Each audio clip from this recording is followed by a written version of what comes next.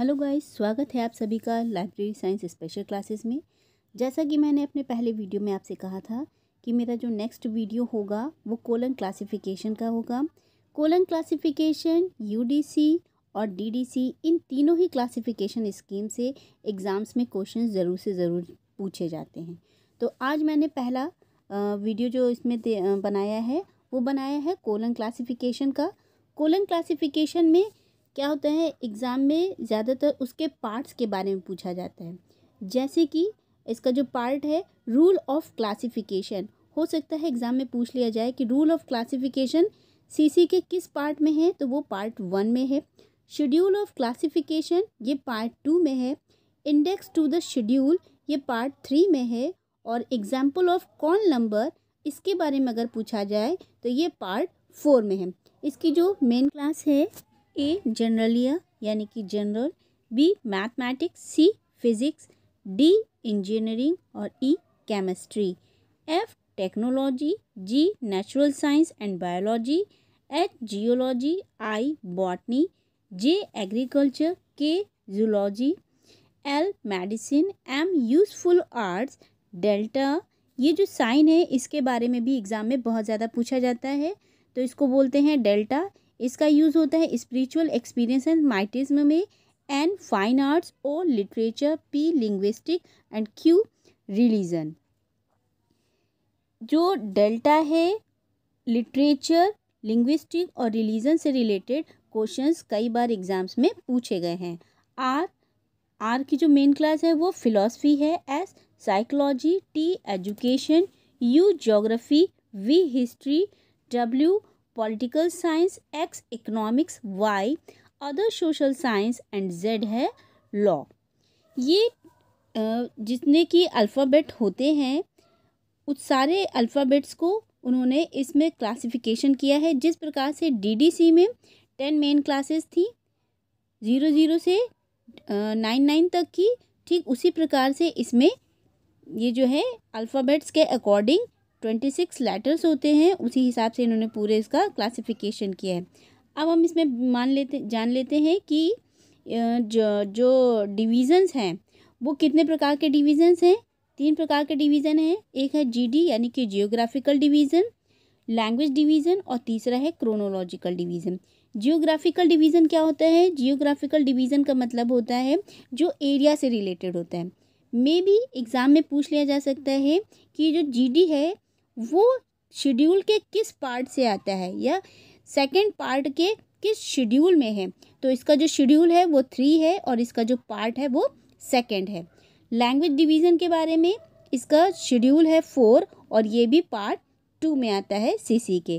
Chronological यानी कि ये ईयर से रिलेटेड है, ये शेड्यूल 5 है और इसका पार्ट भी क्या है 2 है। यानी कि सीसी के सेकंड पार्ट में जो इसका जो थर्ड शेड्यूल है वो कहलाता है जियोग्राफिकल, 4 जो है वो लैंग्वेज और 5 जो है वो क्रोनोलॉजिकल। ये आपको याद रखना है। सीसी में एग्ज़ाम में ये भी पूछ लिया जा सकता है कि सीसी में कितनी प्रकार की डिवाइसेस यूज़ होती हैं। तो सीसी में 7 डिवाइसेस का यूज़ किया गया है। फर्स्ट जो डिवाइस है उसका नाम है सेक्टर डिवाइस, दूसरी है जियोग्राफिकल डिवाइस, तीसरी क्रोनोलॉजिकल डिवाइस, चौथी है सुपर इम्पोजिशन डिवाइस, पांचवी अल्फ़ाबेटिक डिवाइस, छठी है सब्जेक्ट डिवाइस और 7 है निमोनिक डिवाइस। इन 7 डिवाइसेस का यूज़ किया गया है। एग्ज़ाम में भी कभी भी पूछ लिया जा सकता है कि ये सीसी में कितनी डिवाइसेस का यूज़ किया गया है, किस डिवाइस का क्या अर्थ होता है, कहाँ पर कौन सी डिवाइस यूज़ की जाती है। इसके बारे में मैं आपको अपनी नेक्स्ट वीडियो में इसके बारे में डिटेल में आपको बताऊंगी। साथ ही साथ ये भी बताऊंगी कि किस डिवाइस से किस प्रकार से आप उसको यूज़ करके उसका नंबर बना सकते हैं या सीसी में किस प्रकार से हम नंबर्स को बनाते हैं। सेक्टर डिवाइस, जैसा कि अभी मैं इसमें शॉर्ट में बता दे रही हूँ, सेक्टर डिवाइस यानी कि इसको हम कई सेक्टर्स में बांटते हैं। एक हॉस्पिटैलिटी लाने के लिए नंबर्स में, क्योंकि खंड युक्ति है इसलिए इसको सेक्टर में कैसे डिवाइड करते हैं उसके बारे में है। जियोग्राफिकल यानी कि भौगोलिक यानी कि किसी एरिया से रिलेटेड। क्रोनोलॉजिकल जैसे कि इसके से पता चलता है कि ये काल यानी समय के बारे में बताया जा रहा है, यानी कि इसमें ईयर वगैरह का यूज़ किया जाएगा। सुपर इम्पोजिशन अध्यारोपण युक्ति, ये क्या होती है? अल्फ़ाबेटिक, क्योंकि ये एक मिक्स्ड नोटेशन प्रणाली है, इसमें मिक्स्ड नोटेशंस का यूज़ किया जाता है, यानी कि अल्फ़ाबेट्स का यूज़ होता है, इसलिए इसको कोलन क्लासिफिकेशन और साथ ही साथ मिक्स्ड नोटेशन प्रणाली भी कहते हैं। जो मेन क्लासेस हैं, main classes of generalia and their subdivisions are given in schedule 9 of part 2। देखिए, अगर ये पूछ लिया जाए कि सीसी में जो जर्नलिया है उसका शेड्यूल क्या है, या वो जो शेड्यूल है वो शेड्यूल 9 जो है वो किस पार्ट में आता है, ये शेड्यूल भी पार्ट 2 में आता है। अब इसकी जो कॉमन सब डिविजन्स हैं, जैसा कि अभी हमने देखा था कि मेन क्लास में भी अल्फ़ाबेट्स का यूज़ हुआ है, ठीक इसी प्रकार से इसके सब डिवीज़न में भी अल्फ़ाबेट्स का ही यूज़ हुआ है। बट अगर इसमें अंतर पूछा जाए, जो वेरिएशन है वो क्या है, उसमें कैप्स में है और इसमें स्मॉल लेटर्स का यूज़ किया गया है। Small letters a bibliography, b profession, c laboratories and observations, d museum and exhibition, e instrument, machine appliance and formulas, f maps and atlas, G charts, diagram, graph, handbooks and catalogs, H institutions, J miscellaneous, memorial, volumes, K encyclopedia, dictionary, concordance, L societies, M periodicals and yearbook, directories, calendars and almanac, P conference, conventions, Q bills, act and codes, R government department reports and similar periodicals reports of corporate bodies, S statistics, T commissions and committees, U travel surveys or similar descriptions, accounts, topography, etc. V is a history and W biography and letters, X is collected works selected। जिन letters को मैंने underline किया है उन letters पे ज़्यादा focus कीजिएगा, क्योंकि एग्ज़ाम्स में इन लेटर्स के बारे में बहुत ज़्यादा पूछा गया है और इन लेटर्स का कई बार रिपीटेशंस भी हुआ है।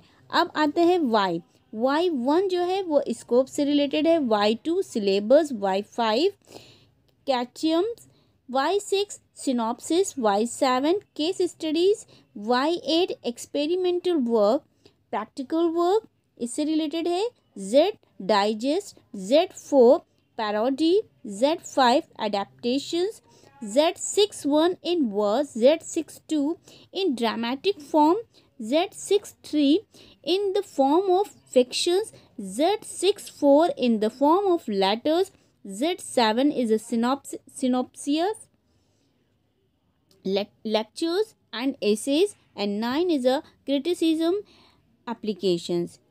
तो ये कुछ कॉमन सब डिविजन्स थे जिनके बारे में एग्ज़ाम्स में भी पूछा जाता है, और साथ ही साथ आपको इन सब के बारे में भी पता होना चाहिए। इसलिए मैंने इन सारी चीज़ों को एक स्टेप बाय स्टेप इस वीडियो के द्वारा बताया है, जिससे कि अगर हम कभी भूल भी जाते हैं तो हम इस वीडियो को देख करके उस चीज़ को अच्छे से लर्न कर सकते हैं, याद कर सकते हैं, और किसका क्या मतलब होता है इसके बारे में भी समझ सकते हैं। अब हम जान लेते हैं कि सीसी में कितनी फंडामेंटल कैटेगरीज़ होती हैं और उसके क्या सिंबल्स हैं। सीसी में 5 फंडामेंटल कैटेगरीज़ हैं, जिसको रिप्रेजेंट किया था या इंट्रोड्यूस किया था डॉक्टर SR रंगनाथन जी ने। 5 कैटेगरीज़ वो क्या क्या है?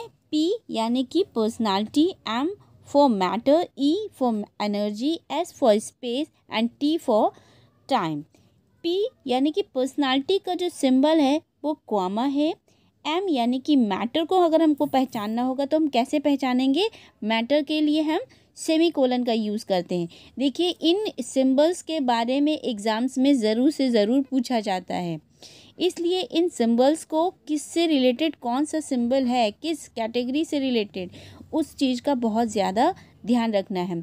ई यानी कि एनर्जी, एनर्जी के लिए कोलन का यूज़ किया जाता है। एस यानी कि स्पेस, स्पेस के लिए डॉट का यूज़ होता है। और टी यानी कि टाइम, टाइम के लिए सिंगल इन्वर्टेड कॉमा का यूज़ होता है। जो जैसा कि अभी मैंने बोला ही है कि जो मेरा जो नेक्स्ट वीडियो होगा उसमें मैं सीसी के जो फंडामेंटल कैटेगरीज वगैरह हैं इनका क्या यूज़ है, कैसे यूज़ किया जाता है, इनका क्या रोल है, इन सब के बारे में डिटेल में बताऊंगी। तो मेरा जो ये दूसरा वीडियो होगा उसको आप ज़रूर से ज़रूर देखें, जिससे अगर आप सीसी के बारे में कम्प्लीटली जानना चाहते हैं, अगर आप सच में नेट को क्वालिफाई करना चाहते हैं तो प्लीज़ क्लासिफिकेशन पे ज़रूर से ज़रूर ध्यान दीजिए। क्लासिफिकेशन अगर आपको एक बार अच्छे से समझ में आ जाती है तो आप कहीं पे भी जॉब करने के लिए यानी कि कैटलॉगिंग के लिए, जब हम कोई टेक्निकल वर्क करने के लिए, क्लासिफिकेशन करने के लिए हमें जो है जो जितनी भी क्लासिफिकेशन स्कीम्स हैं उनके बारे में नॉलेज होना बहुत ही बहुत ज़रूरी है। तो अगर आपको मेरा ये वीडियो अच्छा लगा हो तो प्लीज़ इसको लाइक, शेयर और सब्सक्राइब करना ना भूलें। Thank you.